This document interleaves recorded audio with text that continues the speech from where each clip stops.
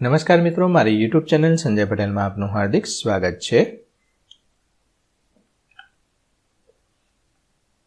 મિત્રો, આજે આપણે ધોરણ 4 વિષય છે પર્યાવરણ આસપાસ, તેનો પાઠ 20। પાઠનું નામ છે ખોરાક અને મજા। તેની સ્વઅધ્યયન પોથી જે આ વર્ષે નવી આવેલી છે તેનું સંપૂર્ણ સોલ્યુશન આજે આપણે આ વિડીયોની અંદર જોવાના છીએ। પરંતુ તે પહેલાં જે મિત્રો અમારી ચેનલમાં નવા છે, જેમણે હજુ સુધી અમારી ચેનલને સબસ્ક્રાઇબ નથી કરી, તે અમારી ચેનલને જરૂર સબસ્ક્રાઇબ કરે, વિડીયો લાઇક કરે, શેર કરે અને બેલ નોટિફિકેશન આઇકોન ઓન કરે, જેથી અમારા દરેક નવા વિડીયોની નોટિફિકેશન તમારા મોબાઈલની સ્ક્રીન પર મળી શકે। મિત્રો, આ દરેક વિડીયોનું PDF સ્વરૂપે સોલ્યુશન મેળવવા માટે તમારા મોબાઈલના પ્લે સ્ટોરમાં વિશ્વગુરુ સર્ચ કરી એપ્લિકેશન ઇન્સ્ટોલ કરી શકશો। તદ્દન ફ્રી એપ્લિકેશન છે, કોઈપણ પ્રકારનો ચાર્જ તમારે એપ્લિકેશન વાપરવાનો આપવાનો નથી।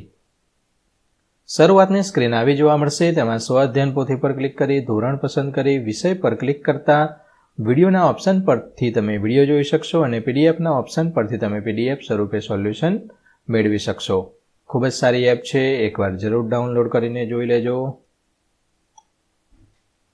ચાલો સોલ્યુશન શરૂ કરીએ। તેમાં પ્રશ્ન પહેલો છે, નીચે આપેલા ચિત્રો છે તેને ઓળખી તેના નામ લખવાના છે। જે આ ચિત્ર ઉપરથી આપણને લાગે છે કે આ ગુરુદ્વારા છે। બીજું ચિત્ર છે જે ચર્ચનું છે, ત્રીજું ચિત્ર મસ્જિદનું છે અને ચોથું ચિત્ર મંદિરનું છે। તો આ પ્રમાણે તમારે ચિત્રોને ઓળખી અને નીચે તેના નામ લખવાના છે। સાચો વિકલ્પ પસંદ કરી બાજુના ચોરસ ખાનામાં તમારે તેનો ક્રમ લખવાનો છે। જેમાં પહેલું છે, ચર્ચ એ કયા સંપ્રદાયનું ધર્મસ્થળ છે? ઓપ્શન ડી, ખ્રિસ્તી લોકોનું। બીજું છે, છાત્રાલયમાં બાળકો ક્યાં બેસીને જમે છે? ઓપ્શન સી, ભોજન કક્ષમાં। ત્રીજું છે, શીખ લોકો જે પ્રાર્થના કરે છે તેને ખાલી જગ્યા કહેવાય છે? ઓપ્શન બી, અરદાસ। અને ચોથું છે, દેરાસર કયા સંપ્રદાયનું ધર્મસ્થળ છે? Option A, Jain.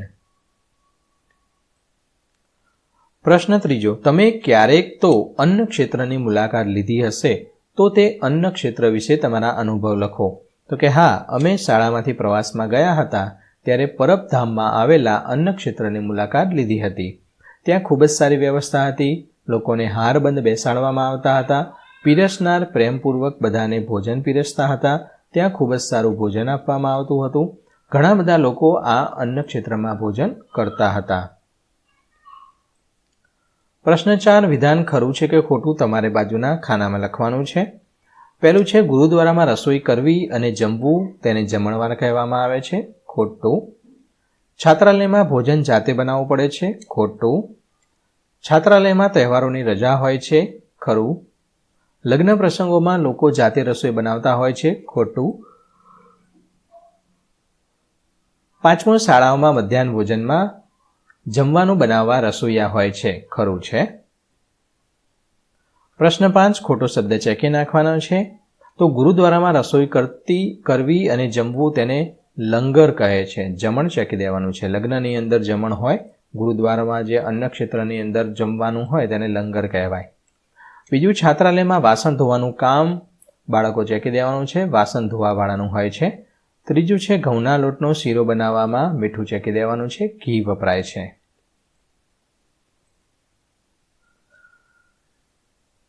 ચોથું છે, શીખ લોકોનું ધર્મસ્થળ ગુરુદ્વારા છે, મસ્જિદ ચેકી દેવાનું છે। પાંચમું, આંખ બંધ કરીને ઢોલકનો અવાજ સંભળાય છે, આ ચેકી દેવાનું છે, આ સાચું છે, આ લખવાનું છે, સંભળાય છે। પ્રશ્ન 6, પ્રશ્નોના જવાબ લખો। તેમાંનો પહેલો પ્રશ્ન, તમે કે તમારા ઘરમાંથી કોઈ છાત્રાલયમાં રહેલું છે? જો હા, તો કોણ? તો કે હા, મારા ઘરમાંથી મારા મોટા ભાઈ છાત્રાલયમાં રહીને અભ્યાસ કરે છે।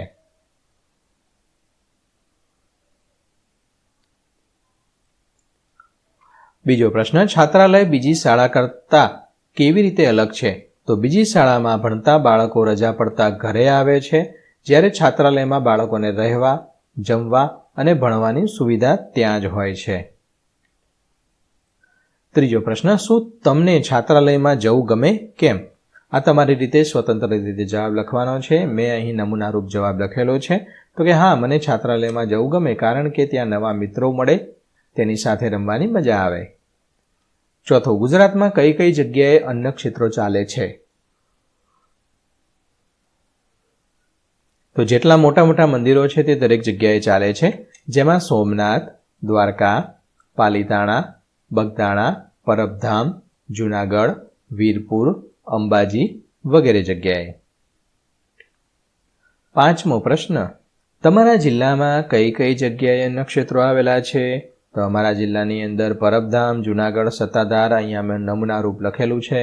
તમે જે જિલ્લામાં રહેતા હોય ત્યાં અન્ન ક્ષેત્રો આવેલા હોય તેના નામ અહીંયા તમારે લખવાના છે.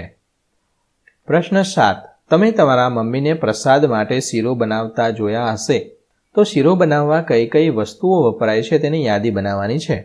તો ઘઉંનો કકરો લોટ અથવા રવો, શુદ્ધ ઘી, ગરમ પાણી અને દૂધ, ખાંડ અથવા ગોળ, ઇલાયચી પાવડર, કાજુ, બદામ અને દ્રાક્ષ. તમારે જેવી પસંદ હોય તેવું નાખવાનું. તો મિત્રો, અહીંયા આ વિડીયો છે તેનું સોલ્યુશન આપણે પૂર્ણ કરીએ છીએ.